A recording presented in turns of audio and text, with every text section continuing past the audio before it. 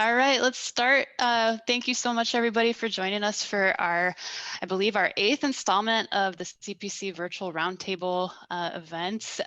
And this is such an awesome time for us as a group. I think, you know, today's session is going to be really compelling. You're going to find a lot of really interesting dialogue as usual. And so, again, we thank you for your continued contributions. Obviously, the virtual roundtables are made possible with your support. And if you have any guests today that are interested in learning about membership, tiers, and benefits, visit us at constructionprogress.org membership.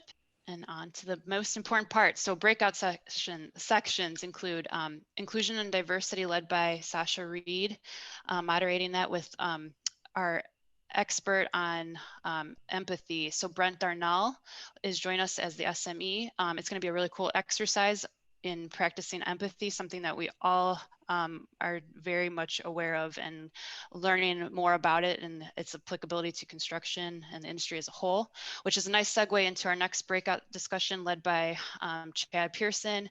And today we have Michael Burich, the co-founder of Synctuition, on as a SME to describe what Synctuition does, some of the benefits of technology as it applies to mental health. And then we have Lilian Magallanes, who will be leading our really cool AR/VR session with Jonathan Marsh, founder and CEO of Steel Toe Consulting. So really putting emerging tech to use. And then we'll dive into different breakout sessions, more technically focused. So we have Kelly Doyle from Project Ready moderating the digital twin discussion on standardization, with SME guest speakers Dan Isaacs from the Digital Twins Consortium. We have Abel Maciel, who is the director of the Construction Blockchain Consortium. And last but not least, Jeff Ouellette, who's the technical coordinator for Building Smart International.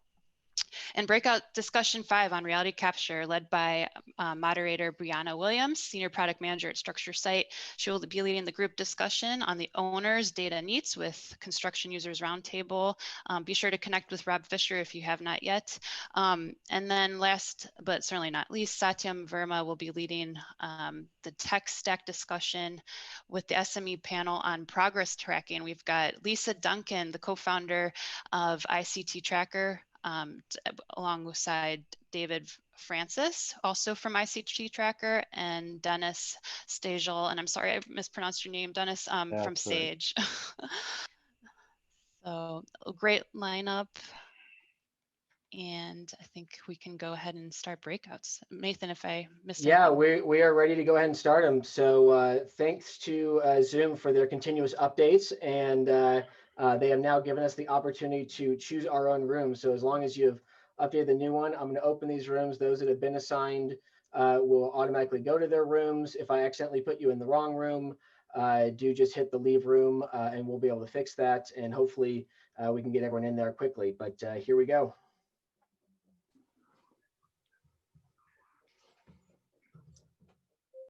Were we just teleported?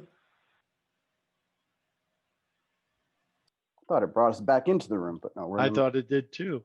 But I see some new players here, so we're back in. Yeah, we're back. I want to hear how all the VR people enjoyed their session. Yeah, yeah, they must have. Sorry, we got a little bit lost in time, and I noticed the thing that said, "Oh yeah, 75 minutes went by," but I didn't click the breakout room. So hopefully everybody enjoyed their extra time. We had way too much fun. Sorry, Lilian, for only being able to watch how much fun we were having. I'm gonna have to get one myself now. Oh yes, well worth the $299. Bianca, do we want to run through our announcements real quick? Are you able to share? Yeah, let me pull my screen up here real quick.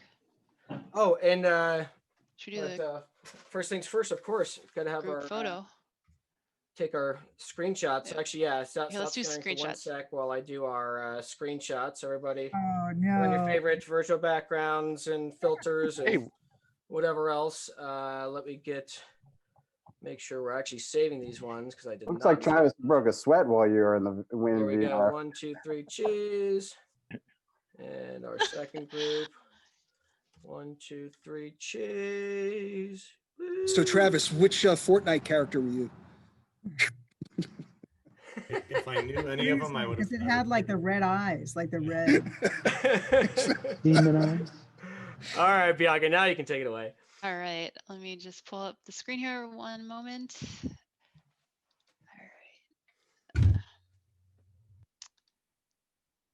right. So yes, we just took the group photo. Welcome back. We're going to go through CPC by the numbers, announcements, and then upcoming events. And then I'll turn it over to Dan Smolillo, Director of Process and Innovation from the Walsh Group, and he'll actually, I'm sorry, that should be 4:30 to 5 Eastern time. He'll do the rapid fire summary report outs for the last 30 minutes. Let's go into by the numbers. So since April 2020, we've had 7. I've been corrected because for some reason I thought we met last month, but we didn't because Nathan had a baby. Kind of a big deal. Excuses. So we've had 7 virtual roundtable events, 390 roundtable registrations. We average about 71 attendees per event, 44 total breakout discussions, and over 17 hours of recorded content available on our YouTube channel. And we would like to welcome Nicole Carter, our new AEC member delegate representing Big D Construction. She is the Implementation and Adoption Manager, applying construction technology in her day-to-day and increasing workflow and efficiency. And Big D is a builder out of Salt Lake City, Utah. They have over 1,500 employees.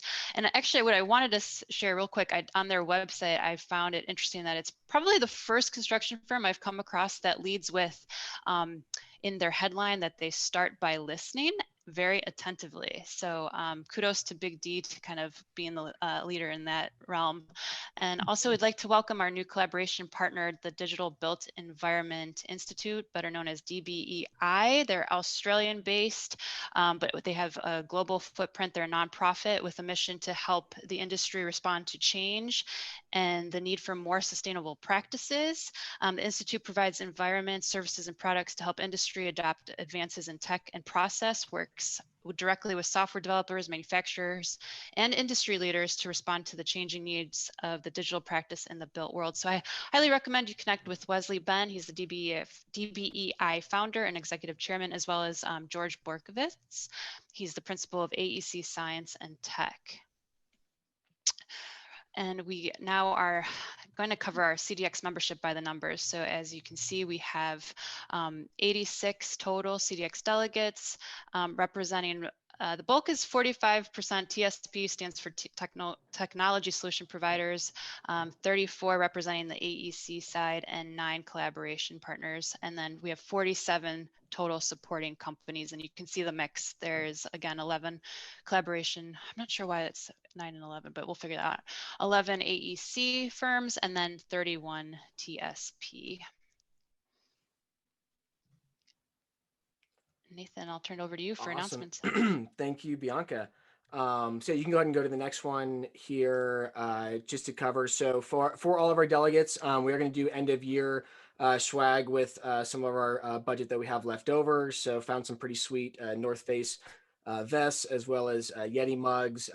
We will ask in return that you get us all of your beautiful headshots and logos and last few remaining invoices that are out there. So I think next week should be getting an email from Bianca with any of those follow-up items to make sure that we can get those out to you before Christmas. Great. And want to congratulate Travis. I heard that Travis and the team did win the AEC Hackathon this past month. So round of applause for Travis. I don't know if you want to talk at all about the solution that you guys did, if you have a second, Travis. Yeah, it was, long story short, the smart mud or anything is trying to solve for floor flatness when pouring concrete. So we worked on hacking that Faro scanner that you see there to kind of keep a real-time tab on the way that the pour is going, so we can start making those corrections in real time versus coming back and breaking down concrete or whatever else we got to do to fix them. So short and sweet, and that's what won it. Awesome. Congratulations, Travis. All right, moving on. Next one is... There we go. There we go. Sorry, so if you didn't see the notifications go out, there's a really awesome podcast. Those of you who don't know, Tom Stem with Rivet on our executive board and founder of Rivet. So we had last month, we talked about integration platform as a service, iPaaS, and had a couple folks on from Rivet. So if you want to learn more about really the interoperability language that is being developed in the industry, great conversation that Todd Wayne and Tom had on the Bridging the Gap podcast. You can find that on Apple, Spotify, whatever podcast you listen to. Just look up Bridging the Gap podcast. Go ahead. Upcoming All events. right, so we'll get into upcoming events. Oh yeah, you can take this one, Bianca. All right, so for those of you that have time on Tuesday, I know it's coming up quick, the 10th, Eagle Point's actually going to be sponsoring a webinar, part of the Festival of BIM and Digital Construction webinar series. And we have a really exciting group of panelists, Allison Hart representing Mortensen, she's also a CPC delegate, Danielle O'Connell from Skanska, Luke Hester of Autodesk, Daniel Solomon, senior scheduler at Robbins and Morton, also the co-founder of Build4, which we use for our Plus Delta, Claudia Stoyan, who's a VDC engineer out of Turner Construction here in Cleveland, and then Rez Orget, senior project consultant from Gleeds. And so the topic at hand was showing me the money, cutting costs, save time, and drive revenue through smart and safe construction tech adoption across project stakeholders for operational alignment. And then, cool. I'm not going to take that much time with all of ours, but Bianca talked about our relationship with DBI. So we are doing a webinar next week. Lauren Williams, Darren Young, Jacob, Danielle, a lot of familiar faces. Again, talking about that digital twin supply chain, the interoperability challenges, and how to sort of connect those data silos across the project delivery supply chain. So check out the DBI website. And again, we've been posting with this. You can check our LinkedIn for a link to register for that. Also on November 10th and 11th, CURT, who again, we had a session today with folks from CURT, are having their technology and productivity summits next week. And I don't know, Brian, if you are on, feel free to add anything to this, but excited to be really talking about the owner's perspective on some terms that we've been talking a lot about: digital twins, reality capture, golden thread, and other items. So looking forward to participating in that and really seeing the owner's perspective really take command in driving this digital transformation. Yep, should be a good time. Awesome, thank you, Ryan. And Dennis, are you on? You want to say a quick thing about Sage Sessions? You may be muted. Yeah, any Sage customers, we have an event coming up next week, a virtual Sage user group, basically, next Thursday. Feel free to come and join us. Thank you. Cool, thank you. And also, StructionSite Summit is next week on the 12th. I know that Sasha Reed is going to be keynoting. I see Brianna's face on there as well. Should be a lot of really interesting discussions around productivity, data tracking, and reality capture. So definitely do not miss that one next week. And as we all know and love, Autodesk University is going virtual, and it is free. So lots of good sessions. I'll be running some discussion sessions for different user groups, similar to a kind of a variation of what we've been doing with our roundtables here. We have a session that actually, Bianca, do you want to talk about the Eagle Point session for a second? Sure. So my colleague Tara Verdia, she's a customer success manager. She will be leading an industry tech talk with Andy Schrader. He's a senior associate and national BIM director for WSP, as well as Greg Grana from HNTB. And the topic at hand is technology adoption, and she'll dive into like the two distinct strategies for success. And then also on Thursday, actually, I think the 19th. So I think AU actually goes 17th through the 19th. Another colleague of mine, Mike Ivanoff, will be talking about e-learning and digital transformation. So lots of interesting sessions. I know there's a couple of folks that will probably be speaking too, so feel free to register. I think the registration link is live now, so you can go to Autodesk University to register. Awesome. And moving on. I mentioned that this is the final of our virtual roundtables, but it's not the final of our event. So we are going to be doing more of a webinar style, slightly more formal presentation report out of really the kind of a look back on all of our different discussion tracks that we've had from our different moderators, as well as an update on the CDX framework and some of that language and how it really complements some of these more technical initiatives and what's really to expect coming up in 2021. So it does seem like there's a lot of exciting conversations and things that we're going to hear about in our rapid fire recaps, which is why I will stop talking and let us move on to that.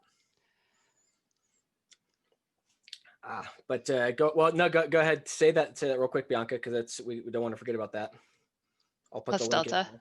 Yep. Yeah. Go for it. So Nathan's going to be sharing out the Plus Delta link. Again, your feedback is really important to us.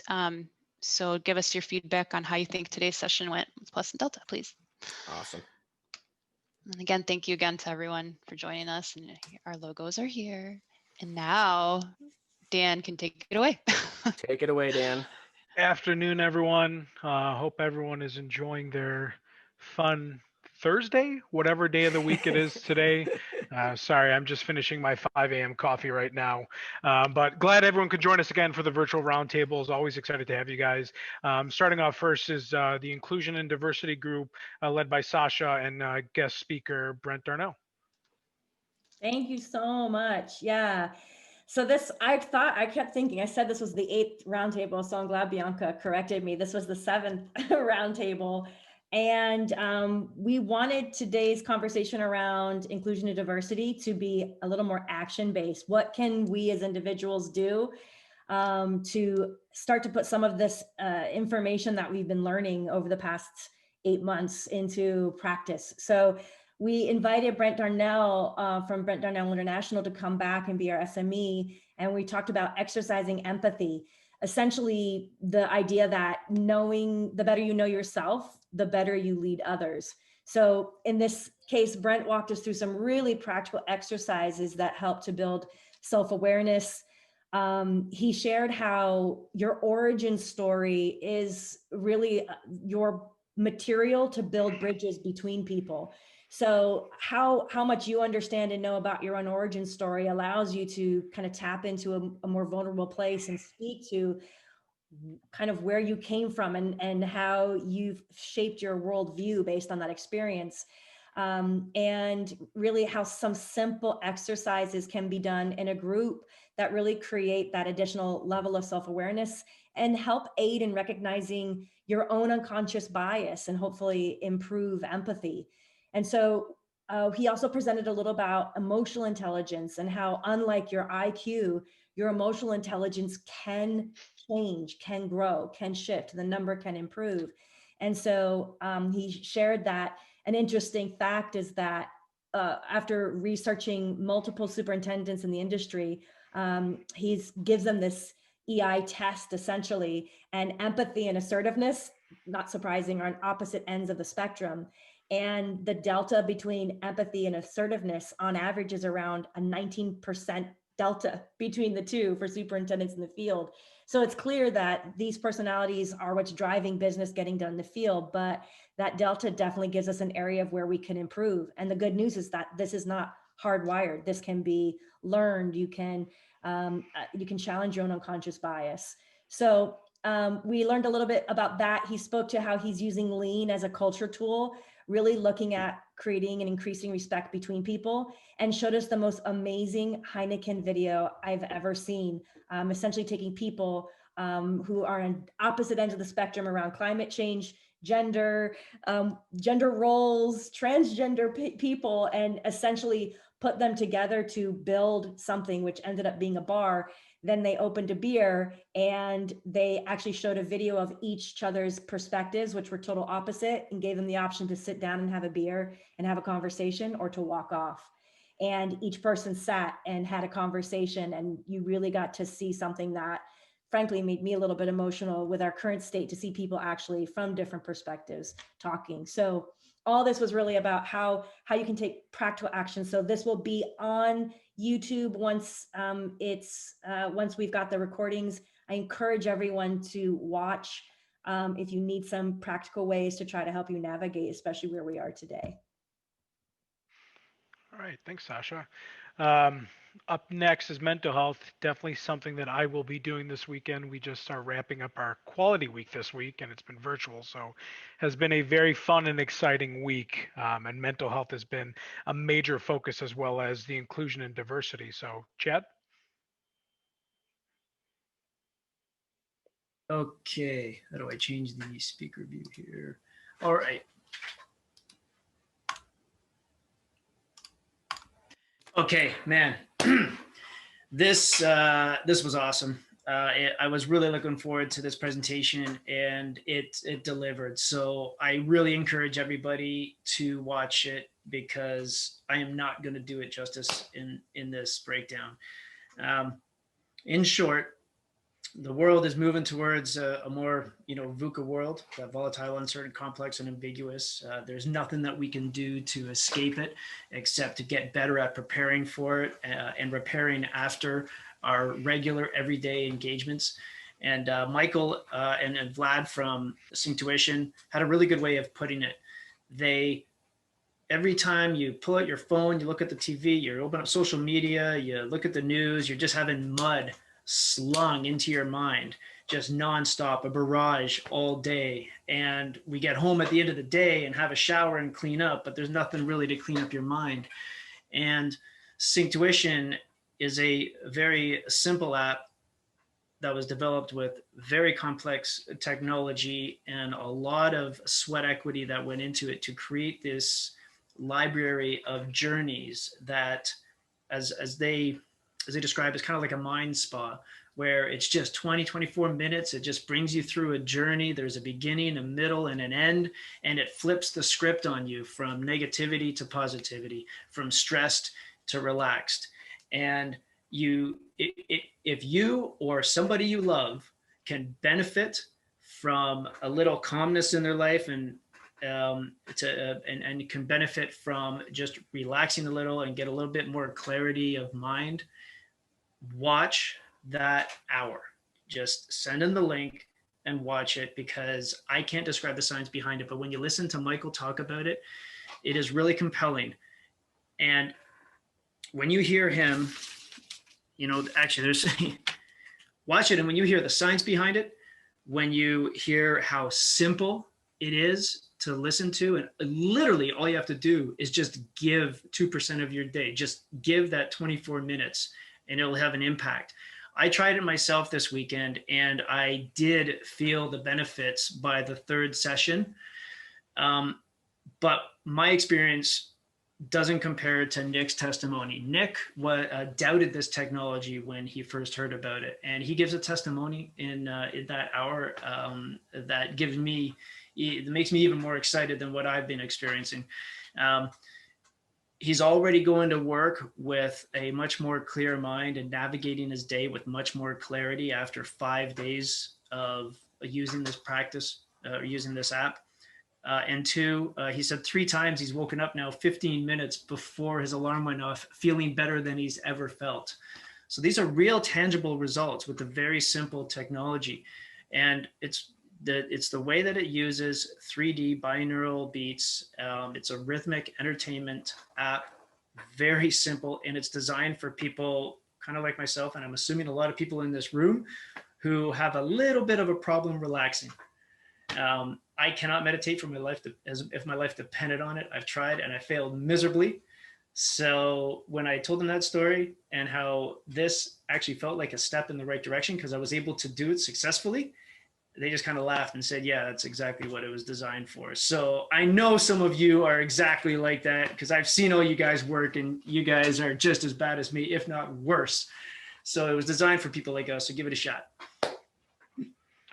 Thanks, Chad. So up next is Lilian with remote working. I have to admit, I jumped over to their session a little bit, and I felt very dirty watching them because it was a bunch of people in VR headsets not communicating, and I felt like an odd voyeur. So Lilian, please explain what this dystopian society is.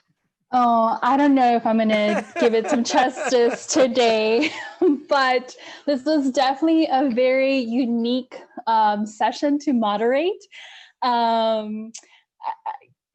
It's like, how can you get a room full of, construction dorks, construction geeks who are just, infinitely passionate about construction technology to kind of, calm them down and to kind of ask them questions. So I would say it took us a good maybe 45 minutes for the room to kind of calm down. If I was looking at the Zoom room and everybody had either their backs towards me or they had, their devices on, I came from the perspective of having no equipment, which was perfect. I don't have very much knowledge regarding this technology, but it was really good to kind of be able to kind of come from a place of curiosity and kind of learn from everyone. So I'm going to go ahead and share my screen because again, I cannot give it justice with my words. So I want to share with you I did a screen recording. So hopefully you can see that. So this is what the room looked like from my perspective as someone who did not have any devices and got to see everyone on my team. I had Jonathan, Nathan, Ben, Travis, Cody, and Rob. Hopefully I captured everyone. So we had a lot of things happening in this room. We had some PDF files, we had some 3D models, we also had some images, and then you can see that someone placed my video screen on a chair. So we had a little bit of fun for the most part in this room. But the question that I really wanted to know, is there a place in construction? Actually, let me rephrase that. Is this the future of how we're going to meet, moving forward in 2021, right? Zoom calls has been such a part of our new normal now. But is this sort of the next phase, where we can, have that in-person engagement? I would say I definitely felt a little bit of camaraderie between everyone, just getting excited and just walking around. But let me just fast forward to some of the pieces in here. As a viewer, from my perspective, I was able to kind of, look around. I didn't have the navigation features like everyone else in the room had with me, but we were able to kind of change the scenario. Again, you can see we had some 3D models. There was a lot happening at this point. And let me fast forward to this portion where I was able to share my screen. I was sharing Bluebeam Review. I had a PDF file, so everyone was able to see that clearly. Again, from my perspective, some of the files that were shown on the whiteboard or the wall were not really clear. But what I would say here is, I think the level of engagement was, 1,000%. Having done some sessions in the CPC roundtables, we always get a couple of people who are very quiet, introverted. I can definitely empathize with that. But in this case, that was not the case. Everybody was highly engaged. Nobody was shying away from not showing their videos. In this case, we had half versions of their avatars. So definitely highly engaged. And I did ask the question, how does this look like with communication, between the field and the office? Definitely there was a resounding agreement, like, yes, this could definitely be the future. And I do like this portion where Cody chimed in and talked about how, devices, there's definitely a future with devices merging at one point. And then hopefully by this portion of our time together, we were able to finally calm down and then introduce ourselves. But I'm going to lean on Nathan and also Jonathan to see if they have any inputs on there. But again, this was definitely a very difficult recap to bring to all of you, but it was definitely, fun and engaging on my end. All I know is we'll definitely have to share videos of what the AR on the HoloLens looks like, which is different from the VR. But yeah, Jonathan, anything you want to add? You might be muted, or we might have lost Jonathan. Well, I do want to say no, it's all right. Paul, there he is. I do want to say Paul really wants to know if the avatars wear masks, so no masks are worn.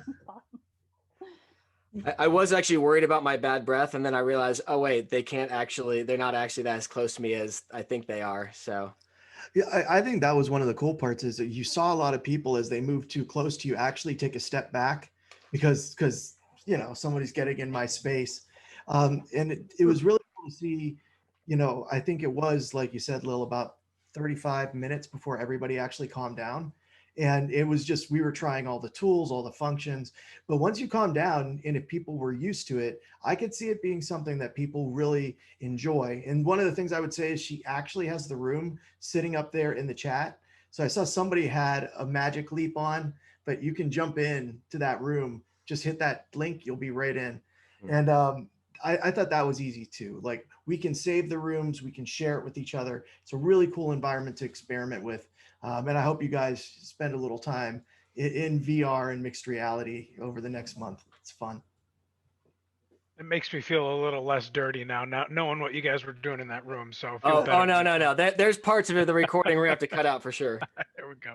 We're just gonna have to make sure the meetings of the future, we plan extra 45 minutes for like play time and, you know, learning and development time. So icebreaker, it's your icebreaker. Exactly. So up next is Kelly Doyle on digital twin. I luckily had a good session this week with a private incubator, and there's a lot of hopes and curiosities around digital twin. So I'm always excited to see what the next iteration of digital twin is in our industry and where we're heading.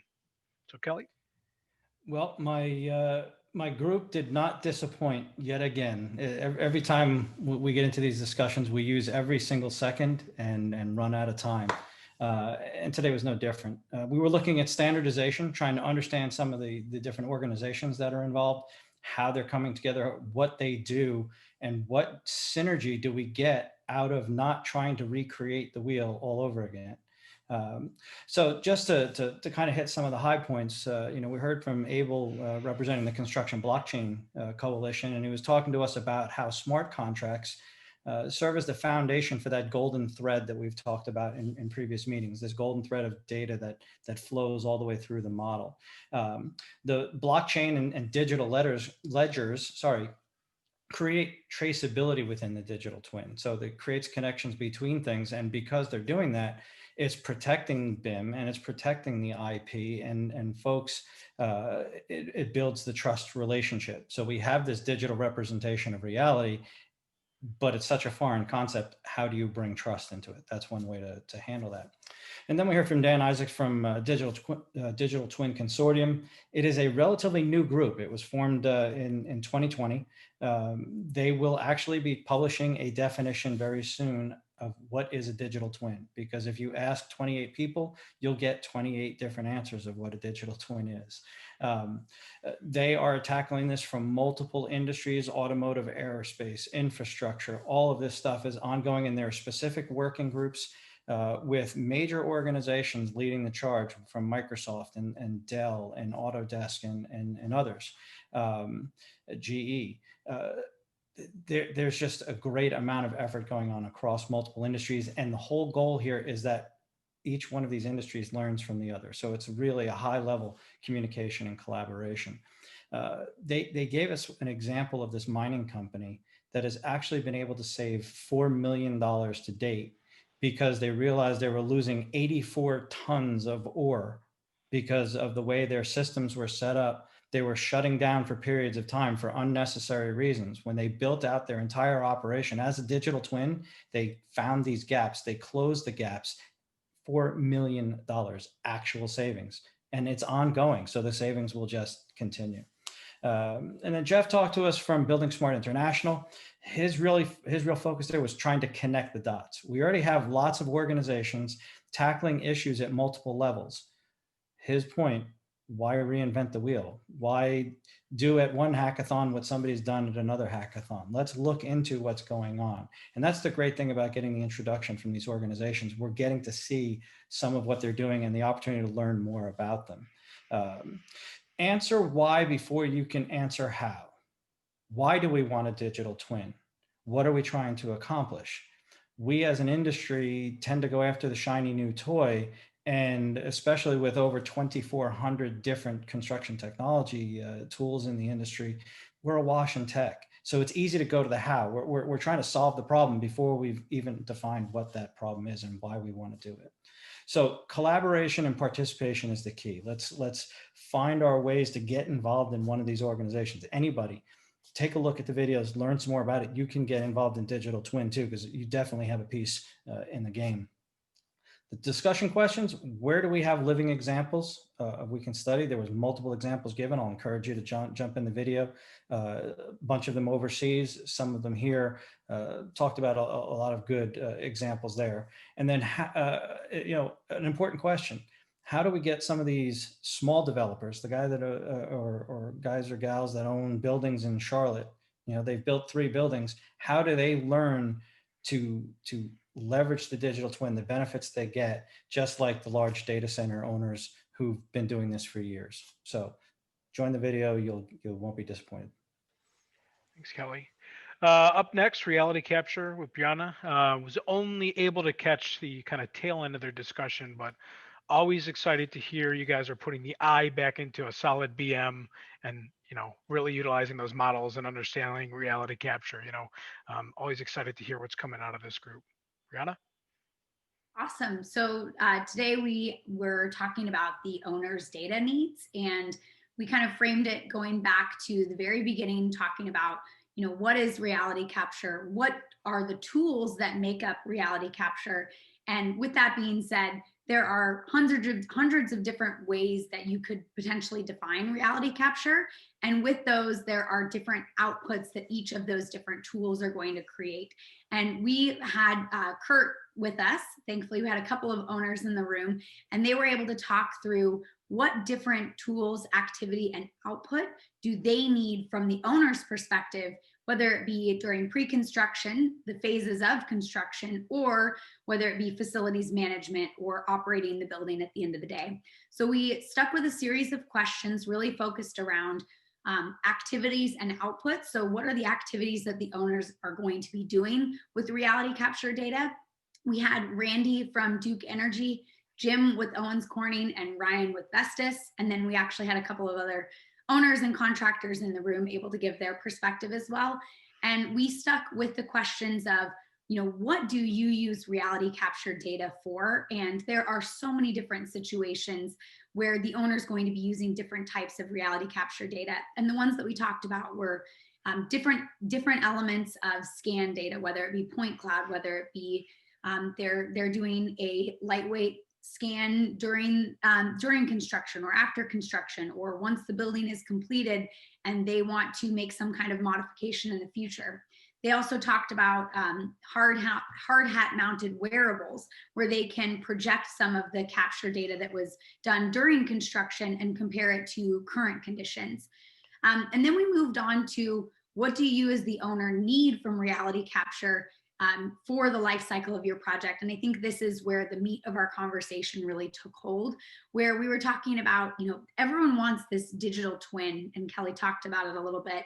Everyone wants the information to be consumable once the project is handed over, but there are all these different misconceptions about what digital twin means to them and what output and format they need it in. So we talked about, you know, models are fantastic and everyone wants to work in the model, but we're contractually obligated in some instances, and we have to have 2D floor plans. So the owner gets this, you know, massive 2D set of drawings. The model's not necessarily updated consistently, and they get something that doesn't work for them at the end of the day. So we talked really about, what does the owner need at the end of the day, and how can the contractor and trade partners help facilitate that in a way that maybe doesn't cost the project any extra money, but by having the conversation at the beginning and talking about, what are the activities and needs that I have, and what is the output that I need it to be in? And the term data interoperability just kept coming up with, you know, what are the different formats and how can I consume something that you're already generating or using? So fantastic conversation. I highly recommend going in and listening and hearing about some of the ways that owners want to be consuming reality capture data. And the biggest takeaway that I took from this was, have those conversations early and often. It doesn't hurt to ask your owner how they want to use this information, and you could give them so much more benefit and avoid some of these really costly change orders for what the facilities management team needs at the end of the day. Thanks, Brianna. And last but not least, it would not be a CPC roundtable without focus on a TLA, 3-letter acronym for those of you unaware. Satyam speaking on work in progress reporting. Awesome. Thanks, Dan. We had a great session.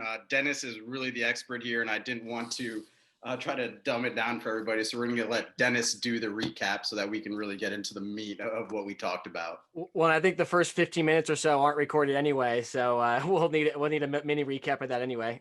Oh, was that our fault or is that No, it was fault? mine. Oh, I didn't okay. see the text because I was in virtual reality. It happens. Gotcha. I was immersed. You were playing. Okay, well, we had a good discussion. We spent the first 15 minutes really recapping what CPC and the Surety XBRL working group has been doing for the last 6 months. And basically what that is we have been researching the flow of data from that's required to prepare a work in progress report. And then once that is put together by the CFO and controllers of the construction companies, how that data is currently getting to the surety agents and eventually to the insurance companies themselves. And what we have learned over the last 6 months and confirmed actually was that it is happening. A lot of it is being done with Excel. And part of the reason for that is because the forecasting tools and the ERP tools are always not together. And a lot of companies forecast using Excel.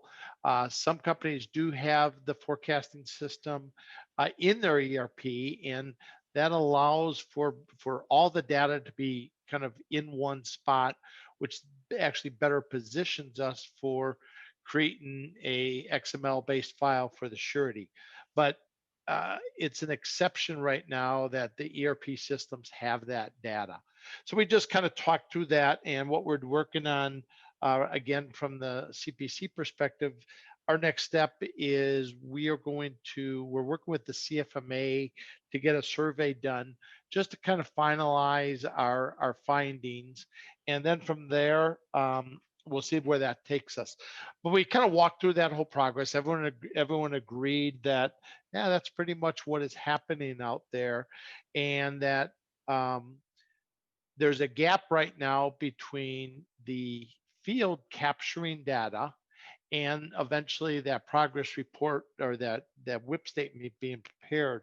So we kind of moved then into David and Lisa with ICT Tracker, talked about how their system allows for more accurate capture of progress. And they can do it through basically the BIM using a model and tracking the progress in the model.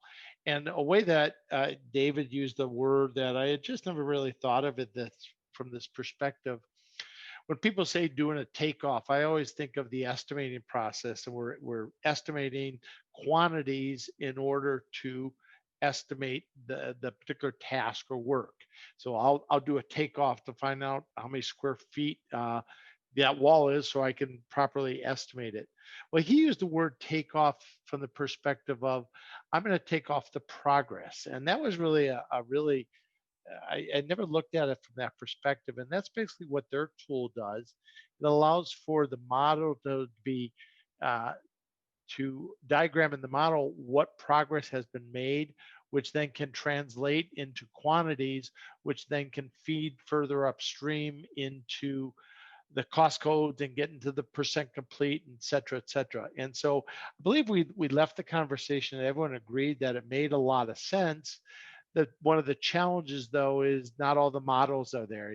We're not using models everywhere yet. So we can't quite rely on that 100% as the only way to do it. But we all agreed that the more data we can capture on progress in the field and work that data through, the better the forecasts are going to be. And things are improving, but we've got some ground to go on. What Jeff was, who basically works for an MEP contractor, he commented that the way we talked about how it's being done was realistic. The PMs gather this data, they put it together. But then we got into a little bit of a conversation about, well, could forecasting be all analytics? And if we had more data, could the forecast basically be done just, more of a science and all just done for us with artificial intelligence, etc. And Jeff commented that could guide us, that could present us with guidelines, but the project manager really comes into play there. He's got to use his experience and maybe information that's not there to be able to adjust those forecasts. So that's a really critical piece. Then we had a little bit of a discussion around the subcontractor and the number of progress points that they capture and what the general contractor really is looking for. And we kind of went in almost full circle there, where at first we were saying, well, the GC, doesn't need all those progress points that the sub captures to forecast their work. But we also kind of concluded that, if they were all using the same way to measure progress, that additive data doesn't hurt the GC. It gives them just a better informed picture of what's going on. And so the general comment was that, yeah, there is room for definitely collaboration at a lower level of granularity between the subcontractors and the GCs, and then eventually that data, of course, is fed up to the sureties.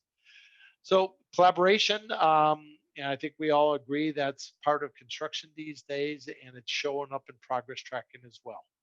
Well, I think that's it.